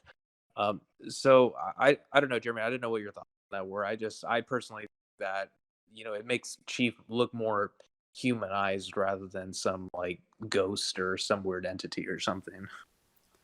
Well, as Matt was saying, that really is what 343 was going for. And as a longtime Halo fan, I mean, even all the way from the beginning, I can respect where a new developer wants to go with the story. And not only that, but specifically where they were going, I really feel like was the only place that they could have gone with Chief's story. And the fact that, because all of the background of the Spartan 2 project and all the campaign stuff, and this is again really lore perspective, was written before Halo 4. I mean, all of that was there and in place. I mean, there's like a grunt at the end of Halo 3 that even says that.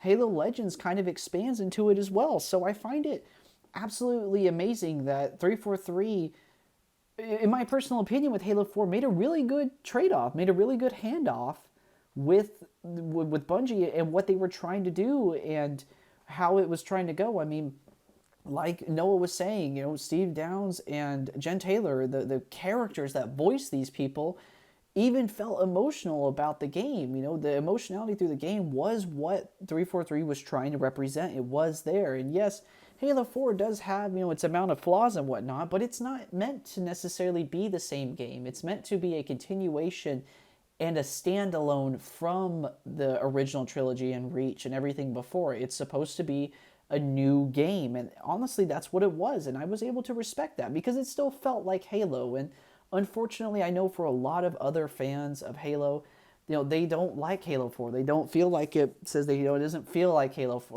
and it doesn't seem like that's what Chief would do and things like that, because yes, that's what Chief has been all the way up until that point. But I guess in defense of Halo 4, Chief isn't, you can't continue to do what Chief has done in Halo 1, 2, and 3 forever. I mean, eventually he's going to show cracks in his armor, which, like we were talking about the armor, it's different in Halo 4. Yuki's more human. There's a lot more humanity involved in him, and the entire story through Halo 4 just goes about telling and exploring that side of him, and will, I guess, eventually lead into the last scene of Halo 4, which I don't really know how I felt about it when it first came out. I mean, the last scene of Halo 4 on Legendary Edition is the Didact speech, and then Chief actually removes his helmet, and that was a very, very big thing. And like, I don't think I've talked about this with anybody yet, and this is kind of a weird topic, but keeping Chief's helmet on as long as they have, like we have shows like The Mandalorian and whatnot and stuff like that now, where it's like, the idea, even Noble Six, of keeping the main character's helmet on and doing that. 343 in that last moment was saying that, Chief now is no longer really, like, I would say, a player filled character that you can super identify with. It really is, Chief now is his own human being. It's his own character and whatnot. And that's really going to kind of lead into, what we end up seeing with Halo 5, because the backlash with Halo 4, yes, I feel like it was lacking on multiplayer and a couple of other things. And, Spartan Ops for Halo 4 was really cool and new, but it did seem very repetitive. So Halo 5 comes out, and back in 2015, I believe, and it went through a lot of rewrites, a lot of everything. I mean, the development story behind Halo 5 is still kind of unknown, other than, there was a lot of new rewriting. There was a lot of crazy changes into it. And Noah, I know that, like, you have a lot that you want to talk about with Halo 5, and it's it's crazy. I mean, when you went back through and played Halo 5, and I mean, I have as well, and I've really tried to go through and find what about Halo 5 I like. And it's not that I can't find anything. It's just that what I like about the things in Halo 5 aren't necessarily the things that I like about Halo. And that's why it's why it kind of varies for me. And so I want to hear your thoughts and opinion on it, because I know that, like, you've written down like pages of notes about Halo 5, and a lot of people have written down notes and things like that for it. So what do you think? Yeah, so like you said, I challenged myself to go through play Halo 5 in a perspective, and kind of, instead of, a lot of people have already talked about what they hate about the game, and I personally don't enjoy the game, but I went back, I played it, and like you said, I wrote down a bunch of notes. I found what I actually liked about the game, so I wanted to offer that different perspective, something that not a lot of people kind of talk about for this game that we all unfortunately don't like. So kind of starting off the top with Osiris, the first mission, we see that opening cutscene has a lot of promise. I remember I was so hyped for Halo 5, man. And booting up that cutscene, the very introduction to it, it's very cinematic. It's kind of a going back to that cinematic aspect of the rest of the games. But then we get down to the part where it's just a little over the top as Osiris is kind of barreling down through Covenant like it's nothing. And I understand the intention of that cutscene, which is, of course, to show off all the fancy new tricks that your Spartans can do, which I personally think are great for gameplay, but not for the rest. However, in that cutscene, it's just again over the top, and then, of course, that mission ends up with you kill Julim Dama already, which I think was another poor decision. And the main idea behind that was just, hey, let's kind of show how cool Osiris is, right? And that I just don't think that Osiris was given the right characterization.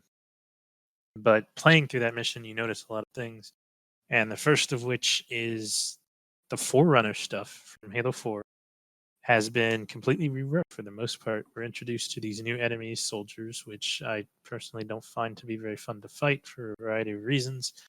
However, we do get to see the reworked knights, which I think that the reworked knights are just miles above the knights that we saw in Halo 4, because they're more of mini bosses instead of just discount elites like they were handled in Halo 4.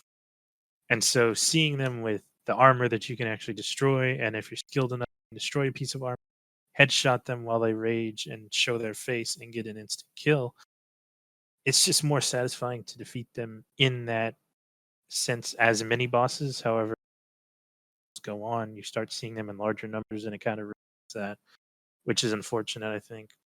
And we see that the Forerunner weapons have much better sound design. I think that's another thing that Halo 5 does well for the most part, especially the headshot sounds. That's very satisfying to get headshots. But you see that the Promethean weapons were completely reworked for they're not overpowered. The bolt shot's not OP anymore, but they each have different roles that they fill, and they fill them well and satisfying to use. They have much better sound effects than the pew pew pew of Halo 4. I think the best example of that is the light rifle, which is much more beefy and it's much more satisfying to use, and it has that interesting effect whenever you scope in, and you can kind of see the scope kind of expand on that. And now, if there's anything you guys would like to add about gameplay wise, have at it. Yes. So the gameplay of Halo 5, like you're saying, like the weapon balancing, one of the things that I really did enjoy about Halo 5 was weapon balancing. Even in the campaign, and while the multiplayer is kind of a weird place to kind of tretch into stuff like that, it's just absolutely crazy how well and how much has been put into it. I mean, even lately they've been coming out with updates for Halo 5 with more weapon balancing and stuff. And as I mentioned, like way back, like an hour ago in the podcast, I talked about like the CE Magnum and a lot of weapons that are in things like Warzone and the multiplayer for Halo 5 are meant to be that way. But in campaign wise, it really does seem like the weapons are well designed, they're used properly, and they all have functions. Everything seems like it's viable, everything seems like it's useful. It doesn't feel like, there's not anything to use. I mean, yes, your favorite weapon or your primary weapon can run out of ammo, but it doesn't mean that you're totally useless or the game has become, exponentially harder. It just means that you're picking up something else. And taking that kind of gameplay thing into perspective and looking at stuff like that, I know that there's kind of a category that I wanted to touch on in this podcast, and Colin and I have talked about it a little bit before, which was speed running. And Colin, I kind of was going to let you talk about the speed running, at least now from Halo, 343 games compared to Bungie games, and see a little bit about what's up with that. Yeah, so speedrunning I feel is really different in 343 games. One of or I think is the most prominent speedrunning mission is on Unconfirmed, which is the fifth mission. That's where you normally would fight Warden Eternal, but I remember Jeremy. I think on the night the game came out, I think you and I were playing the campaign or something.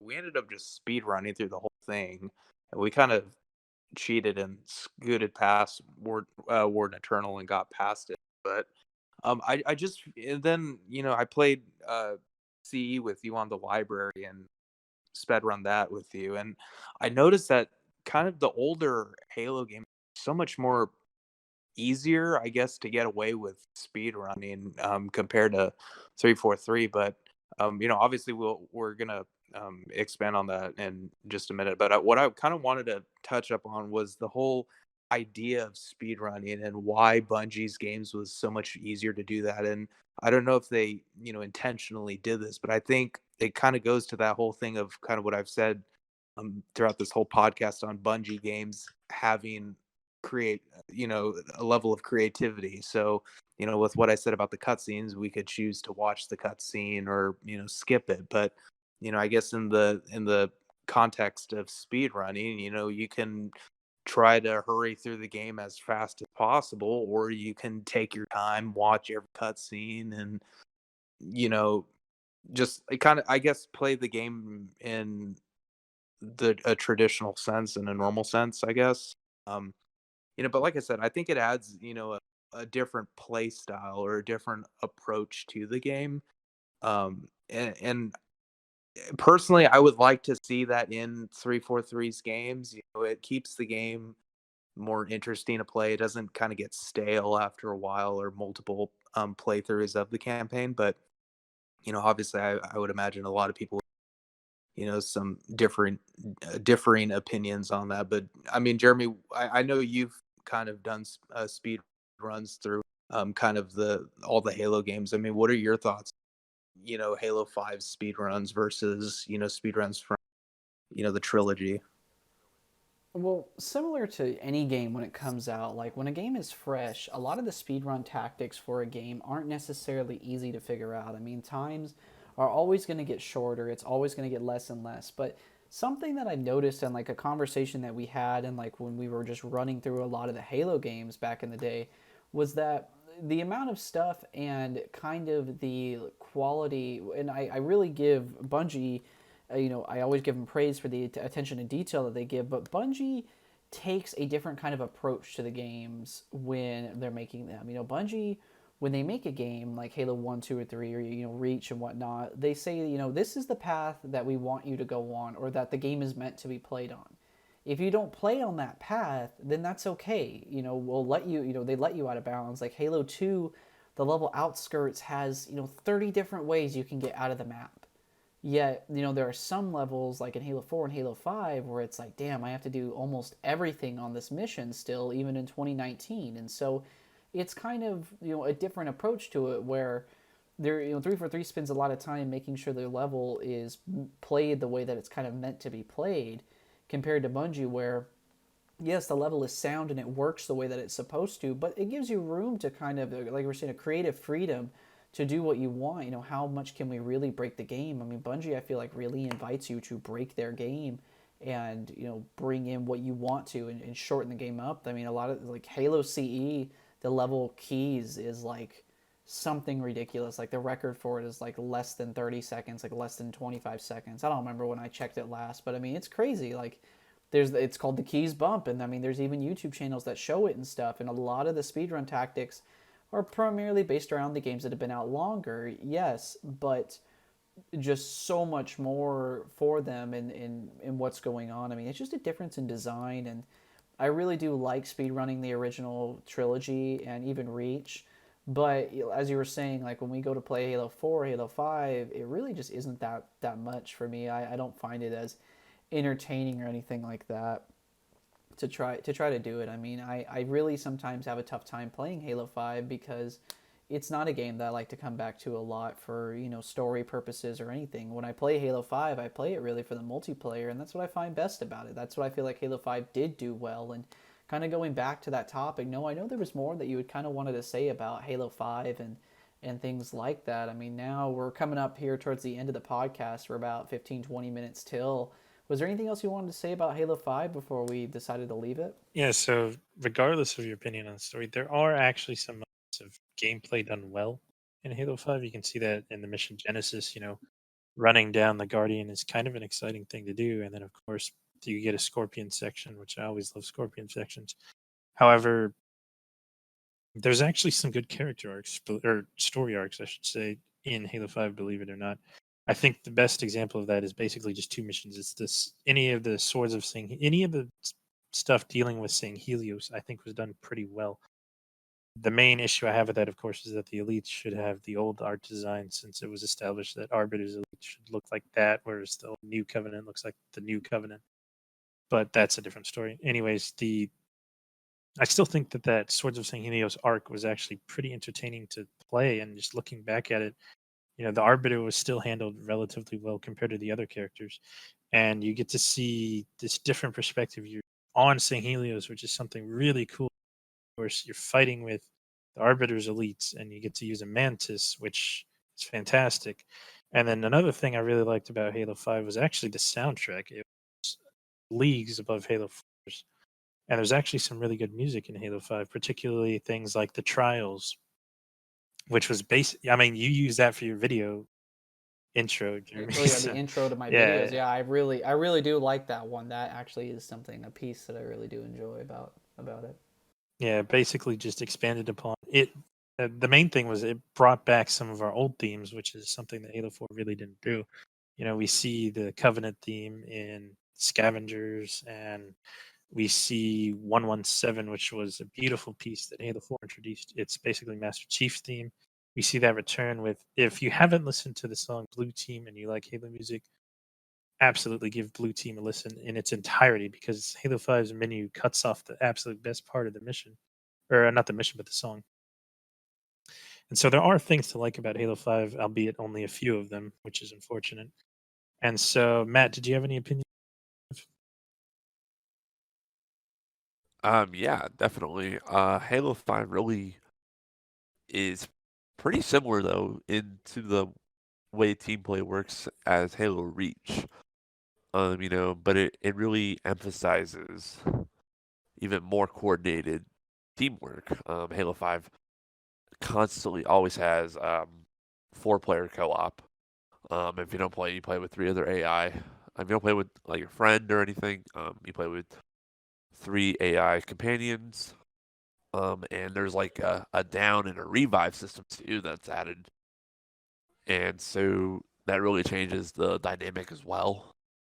Another thing that I thought was pretty interesting is each character, if you play like co-op with someone else, each character has like a different style visor, and then of course has their different arsenals or different weapons.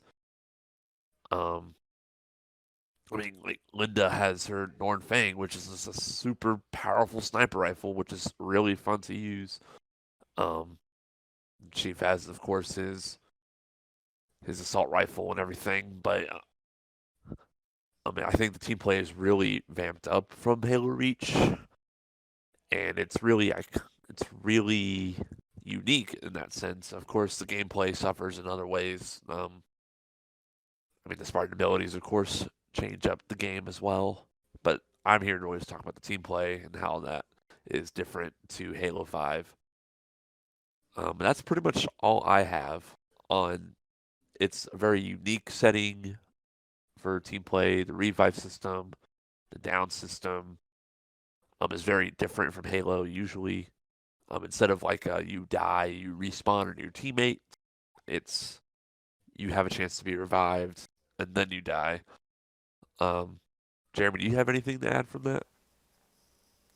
Yeah, I mean, I really do like the dynamic like you're talking about, where, yes, in the extended lore, we do see a lot of team play, where Chief, like in the book Halo the Flood, which is the second book in the Halo series, at least in the novels, Chief actually talks, or he doesn't talk, but like there's a thought that Chief thinks where he's used to having someone covering his back, and that's how the Spartans originally always were. And so I really like the idea of having blue team in Halo 5, but just the way that they were implemented, it was kind of there. And I mean, prior to the last thing, if there was anything else that anyone wanted to say about Halo 5 before we finish it off here with Halo Wars 2 before Infinite. Yeah, I just think the last thing is another thing Halo 5 did well was the fact that we brought us back to the English speaking covenant, which provides much more opportunity for actual comedic dialogue, because that's something that Halo 4 is kind of missing. There wasn't a lot of comedy in the game, gameplay wise. However, now we have all of the species, including jackals, speaking English, which gives us a lot of opportunity. There's actually a lot of funny dialogue. A chance use the "I would have been your daddy" skull. And the final good thing, I guess, about Halo 5 is that it introduced some really cool things like the Phaeton. It's one of my favorite new vehicles. It's a fantastic vehicle. And, kind of speaking of vehicles, we get Halo Wars 2, which gave us even more. And it was just something even better than the first. Yeah, with Halo Wars 2, and I mean, we're kind of coming on to like the last game that's been released out now, is obviously the continuation of Halo Wars, but like you're saying, the sandbox for Halo Wars and even the Halo universe has kind of been expanded now. And something I like in a video that I made was the art style that they've gone back to. I know that in Halo 5, one of the things that we didn't like was the elites and their art style, and the phenotype is what it's actually called, and how the elites look and whatnot. That's actually brought back in Halo Wars 2, and something that a lot of people like, was fighting the Covenant and be playing against them. And one of the theory videos I made was really crazy because yeah, like it seems like now with Atriox and everything that we see in Halo Wars 2, we will see a return of a Covenant like race, with using rates and things like that, and even new vehicles where they're able to add a little bit more to the Covenant sandbox of what their arsenal and what they're able to use. Yet at the same time, they're sticking, or not sticking, but kind of going back to what people were used to, which is how the Covenant look, with the elites and grunts and whatnot, and even the hunters and jackals and the brutes. But they look just a little bit different. They are distinguished, yet at the same time, they're able to bring back what people really liked about it. And what more could you really want from things like Halo Wars or Halo in general than really great cutscenes? As I said earlier, Blur Studios came out with the cutscenes for Halo Wars 2, and every time I play it, I'm like, damn, it's crazy how, I'm not gonna say little, but like I wish there was more cutscenes in Halo Wars 2. I wish there was more to it because those cutscenes are so amazing. They look so great, and I love watching them. I just wish that there was sometimes not more detail with them, that there was more to them and more that I could see. Really, I mean, Halo Wars 2 was kind of, like I say, it's a continuation of Halo Wars 1, and lore wise, I mean, it brings so much more to the table now. I mean, the Spirit of Fire is back at the Ark, and Atriox is there, so we're talking about things like a reintroduction of a Covenants like enemy that's even more powerful, like I've said in my video about the return of the old Covenant art style, as well as we know that the Ark has now survived the destruction of Installation 04B. We know that there's another installation now that Professor Anders is on, and we know that Cortana has captured the rings, which again, all things I've made videos of, and just crazy theories with Halo Wars and where it's going out, or where it's going now. And even the novels talk about, and for those of you who haven't read them or anything, talk about things that pertain to Halo Wars. I mean, I won't spoil it right now, but I really recommend, if you like Halo, maybe you might not like playing RTS games, but just kind of suffering through it a little bit, just for the story wise and understanding, because the comprehension of Halo as a universe is really going to play a lot of what's going on, or at least things that kind of started in Halo Wars 2, and it won't be so crazy. But obviously the end of Halo Wars 2, and not really too much to talk about Halo Wars 2 other than the reintroduction of like, all the things I've been saying, is the ending again, and what I was talking about with the Banished and the Flood. I mean, we've seen now DLC with the Banished running into the Flood, coming out of none other than High Charity, and that the Flood are definitely something that can come back. And now that Professor Anders has left the Ark on Installation 04C, I mean, it's crazy. Like, there's a lot to be going into this game that it was going to be coming out here in December 2020, Halo Infinite. And so for this last bit, for this last 10 minutes or so, guys, I mean, feel free, throw around any ideas. I mean, what do we think is left for Infinite? I mean, we've now gone through every mainline Halo game. I mean, short of Spartan Strike and Spartan Assault, we've gone through RTS and all the mainline stuff and talked about it. What do you guys think about it? I mean, Noah, Matt, but what is to come, and what have we seen so far that you guys are enjoying? I mean, for me, after playing Halo Wars 2, I think Halo Wars 2 is a very good bridge between Halo 5 and possibly Infinite. In Halo Infinite trailer, we see this new Halo ring that could be anything, and there's speculation, there's theory that the Halo ring that we see in Infinite is the Halo ring that Professor Anders was transported on. Installation 04C, right?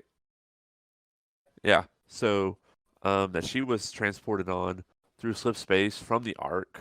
Um, because in the end of that, we also see a Guardian, which could also mean that the ring that lit up in the Halo 5 Legendary ending is possibly that very Halo ring. Um, and so that means that the possibilities are endless for Infinite. They're infinite, if you will. I'll see myself out from that one, but Yeah, speaking of infinite, I wanted to say that. Oh God. Well, let's yeah. not get into this. What? This is pretty but bad, no. guys. I mean, for me, that means literally we could possibly see the Spirit of Fire in Halo Infinite. We could see Red Team. We could see the Flood, the Banished. Um, I think that's so cool to see maybe a dynamic between Blue Team, Osiris, and Red Team, fighting the Banished or fighting whatever the Flood is returned. This would be a really cool opportunity to bring back the Flood in Halo Infinite because we haven't seen them since. I mean, since a mainline Halo game, Halo 3, until Halo Wars 2. I mean, they are seen in Halo Wars 1, of course, but they haven't been seen canonically in the timeline since Halo 3. Um, and so Yeah. that'd be really cool to see that Chief being able to play as Chief again and fighting the Flood. That this is the great threat to the universe again. This is the big threat that we need to fight. As well as the Banished, because I mean, at the very end of Halo Wars 2, we see Atriox just standing there, defeated, but he has this massive army just mobilizing before it cuts, and it's like, are you serious? Like, what's gonna happen with them? That's a crap ton of everything. It's like he has scarabs, just all these men ready to fight. And so that really the possibilities are endless for Halo Infinite. Noah, what are some thoughts you have? Yeah, and so playing off that infinite pun, I really want to see Halo Infinite sandbox be, well, infinitely replayable. I want to Of see course, Halo sandbox be completely unleashed. I want to see basically everything we've been given in the past come to play in this. I want to see all fan favorite vehicles. I want to see all the fan favorite weapons. I know that's kind of asking for a lot, but I think it can be pulled off. I think it should be pulled off in what's essentially the culmination of Master Chief Saga. This is it. This is potentially the end, at least. Because I know 343 was toying with the idea of no longer numbering Halos. So for all we know, we're expecting this to be the end, but it could be the beginning of something else. But I would like to, if this is the end, I would like to see it be a culmination for it to pay respects to the older games by bringing in these wonderful weapons and vehicles that we haven't seen. Like maybe the Hornet, maybe you can play along with the Phaeton. Maybe we can see all these things come together. And like you were saying, there's so many characters and so many pieces coming into play. I really hope we get some payoff for that. And I don't want them to take the approach of just throwing aside those characters and just saying, we messed up. We're just going to leave them there. I want them to say, hey, we made a mistake. We didn't write these guys as well as we should. And we'll go ahead and we'll adjust them and we'll make them better characters and we'll write them better. And so I want to see that approach being taken. And so I really I hope we better get some great stuff for it. I better see Avengers Endgame levels of Yeah, I mean, crossovers. it's basically if you read the expanded lore. It's basically like Endgame with all these characters coming into play and all these pieces moving together. Yeah, And so, we've talked about that a lot. How yeah, crazy it could be. I mean, there's the potential for everything. There's a lot ready to go. Colin, was there anything else that you wanted to say before we were done? Yeah, no, absolutely. I agree with Noah on weapons and some of the characters and like the vehicles like that have been fan favorites throughout. I think definitely they should come back and make an appearance in the game. But something that I like to see in terms of like some of the maps and the missions and stuff like that is I'm personally a fan of kind of the more brighter, um, like themed missions. Um, things that have more color to it. So like like a Sava Highway or something, or um, the my infamous famous Sierra 117. Those are kind of bright, outdoorsy kind of maps, and we saw that in the trailer for Infinite. We see that a lot of color and a lot of that kind of naturey outside sort of.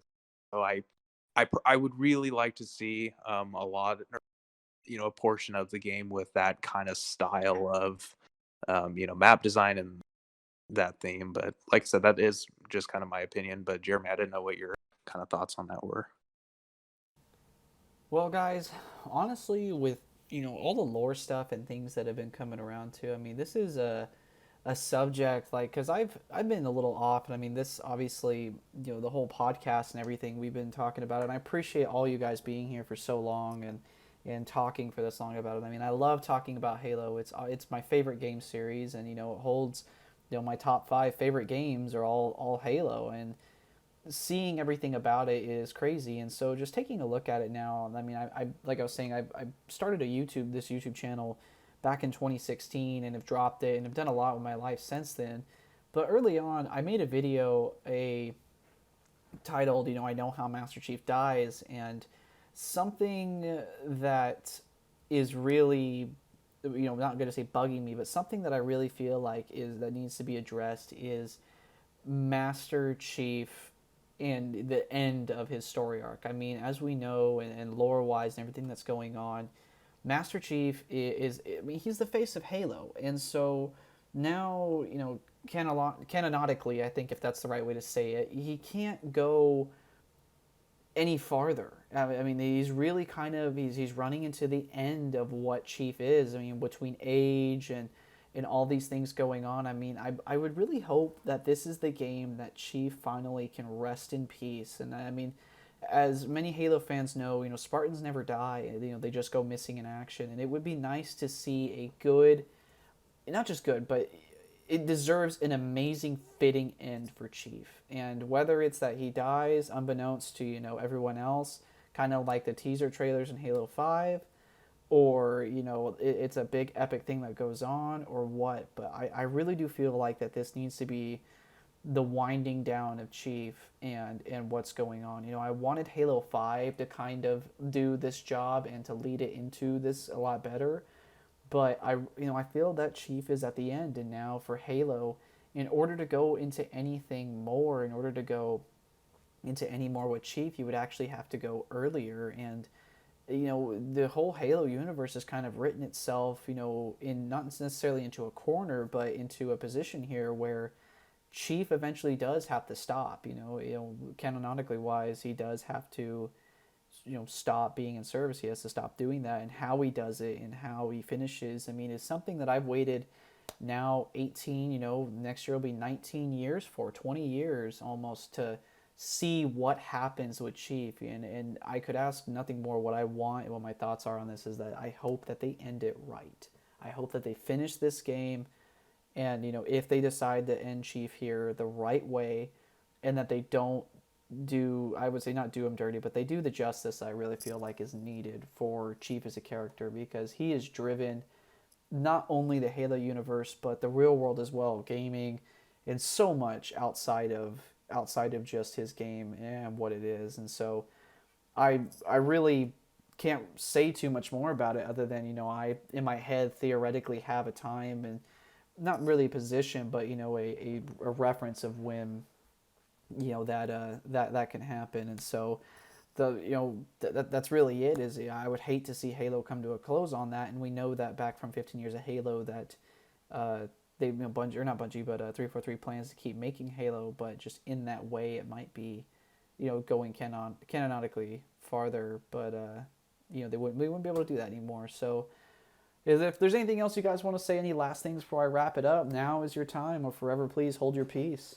Yeah, I think what you mentioned is interesting because it's weird to think about Chiefs in, because it's, as you said, Spartans never die, but how do we actually end this character? Because to me, I don't see the Chief as the type of guy that can comfortably retire and just not be around, but at the same time that's asking for him to essentially die, which is again something that if it's done, I'd rather it be done like Johnson says, send me out with a bang.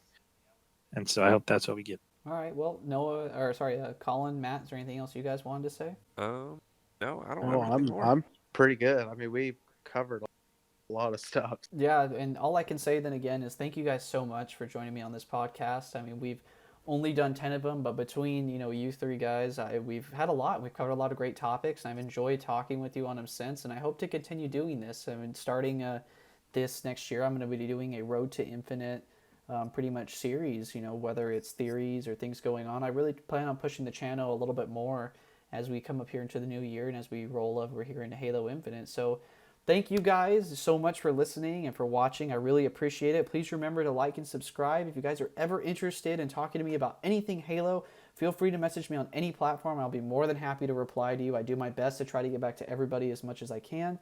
There are custom game nights I host. I tend to post those on Instagram and whatnot, so please feel free to check for the dates on those. I hope you guys enjoyed listening, and also I am going to be doing more Twitch streaming as we roll in here to the new year as well, so I'll make sure to leave the link for that in the video. Thank you guys so much for listening, and I will see you next time.